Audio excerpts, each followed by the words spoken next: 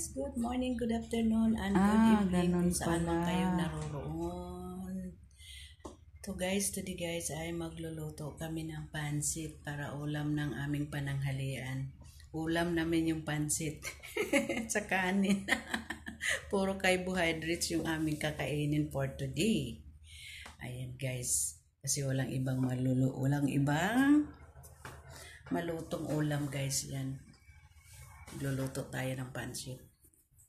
Sige guys, handa muna namin lahat ang aming rekado sa aming pagluluto ng pansit. Okay, ito guys, luto na guys, magluluto na tayo guys.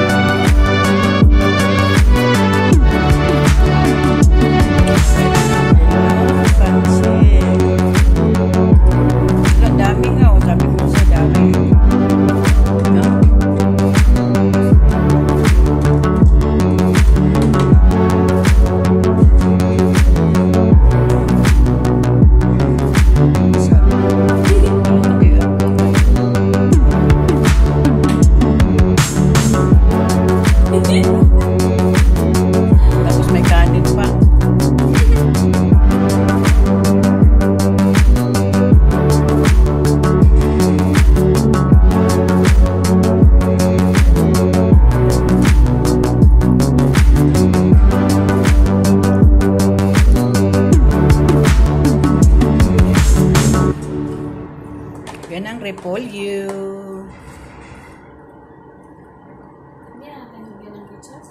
Ketchup? Ewan ko. Ikaw nagluto. Ayan palang matamis-tamis ang pansit. Ayan palang ketchup palang yan.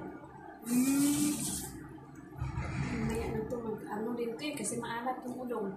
Ito ba, pansit? Oo.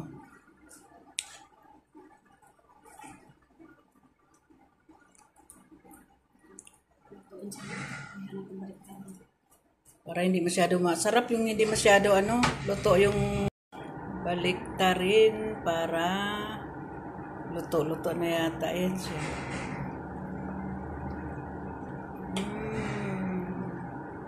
Iwasan na ulit. Tama lang yun din kawali natin. Parang marami yata sabaw. Sakto yung anak. Tama lang. Kasi hindi kaya mo ito ng udong. Tingnan mo pati. Sa bagay. Luto ng kanin. Ala, money for me. Money for me also. Money for us. Money for me. Ayan. Luto na ang aming.